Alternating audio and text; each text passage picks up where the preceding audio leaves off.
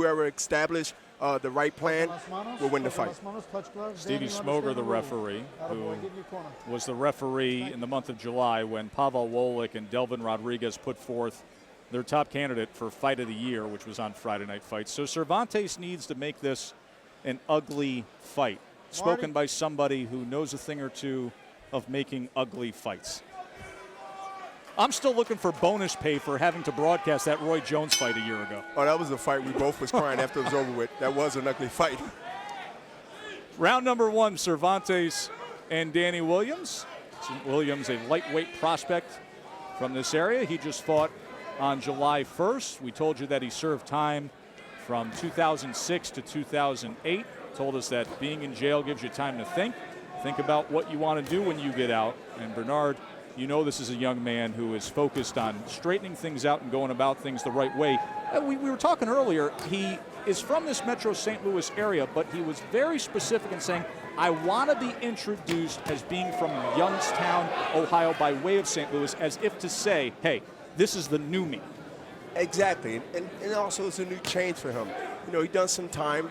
You know, I can relate to redemption and taking care of things that you need to do in your career or starting your career, and he got that early. That's what I'm impressed about Dannie Williams, is that he understands that staying in the same location, same area will be a problem, and he realized that early, and I'm impressed with that. Good right hand that Williams landed moments ago.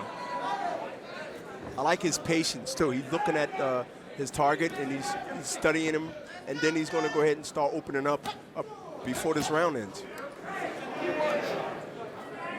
That left hook was blocked by Cervantes.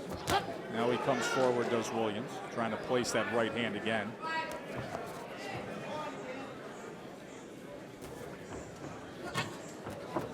There you go. Now work. Very good. Very good. Left hand to the body from Williams. Yeah, but it's just 1-2 by Dannie Williams. You got to double that up after a jab, or the right hand got to come before that, not one shot. Oh, and he scores right there. The first knockdown of the night, and it was. Jonesy put the second punch, which never really hit, but he threw it in rhythm, and it was the punch that put his opponent down, which is Antonio. Good start for Dannie Williams. Minute to go here in round number 1. The jab set that up, too. Dannie Williams threw the jab and then set it up.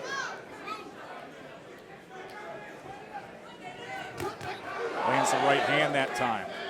It's a 3-punch combination, jab, right hand, left hook. That seemed to be the shot, down a left hook to the body. Lead right hand followed by that left hook.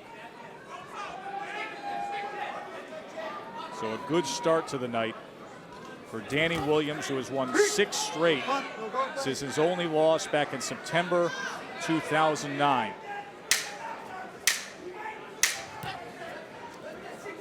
Good kind of right hand. Take a quick break here at the end of round number 1. When we come back, replay of that knockdown. That is Dannie Williams in the red with the gold trim, scoring the knockdown in round number 1 against Cervantes, who's a 14-year pro from Mexico. He's had long layoffs in his career, had a 3.5-year long layoff. Didn't fight from November 06 to May of 2010. That's going to be a topic of discussion also in our main event when it centers on Kermit Cintrone and what happened with Cintrone in the course of the past year. I thought you had a great comment earlier today when we were talking about fighters and long layoffs and how challenging that can be. It's like not turning on a car for a year. Same thing. Exactly. I mean, you know, anything that needs to move, don't move. It's a problem when you're trying to move it after 3 months, 2 months, 100 days or whatever. I mean, we're fighters and we like to fight. And to have that long inactivity, inactive, it's a problem. You got to start that engine up. You got to get back in the rhythm, mentally and physically. Getting a little roughhousing in here from Cervantes in round 2. Well, Cervantes is not making his fight ugly.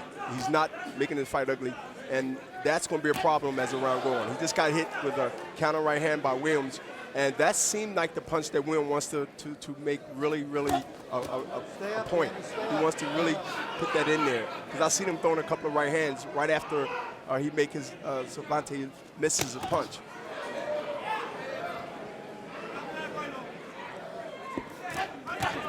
Good body shot.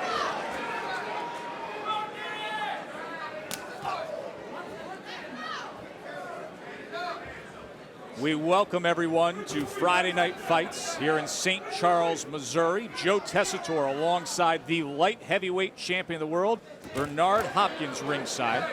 Round number 2 of our opening bout between Antonio Cervantes and Dannie Williams. Williams, who's a local product from here in St. Louis, but has been training hard in Youngstown, Ohio, has made a good return to Metro St. Louis, scored a knockdown in round number 1. We'll show you that at the end of this round.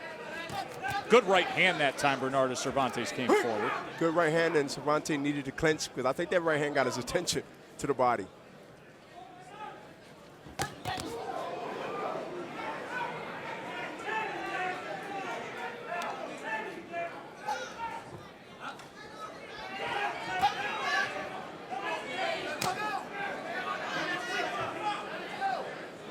Williams, a lightweight prospect, just fought at the beginning of July, trying to stay active, trained by Jack Lowe, who also has been a longtime trainer of former middleweight champion Kelly Pavlik.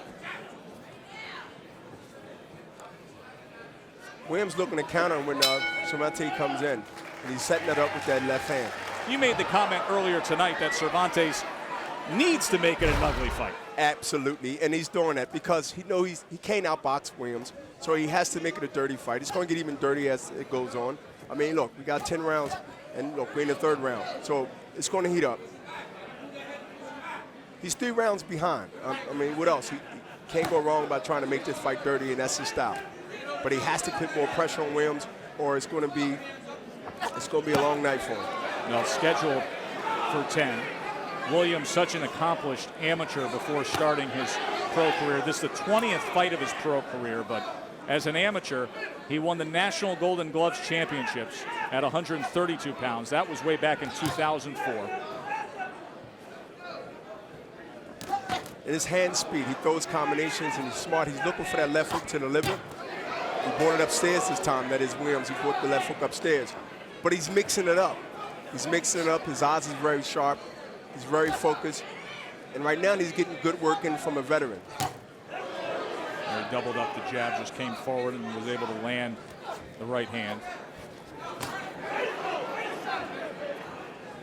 What I like to see from Williams a little bit more is to throw uppercut after some of those combinations, because Cervantes is square up. He can get that uppercut in there right now. He can get that in there. If we look at this tape after the fight's over, he can see that he can get that uppercut in, because he's doing the same thing over and over, and you got to switch it up.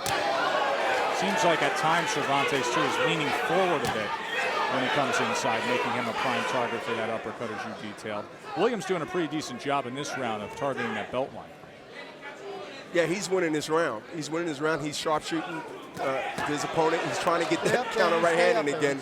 And that's going to be, I guess, that's going to be really the signature punch in this fight, because he sees an opening there, and it just didn't get there yet on his mark. 3-punch combination that he's thrown in. He steps to the side. That time he almost got clipped upstairs with a right hand as he went to that belt line.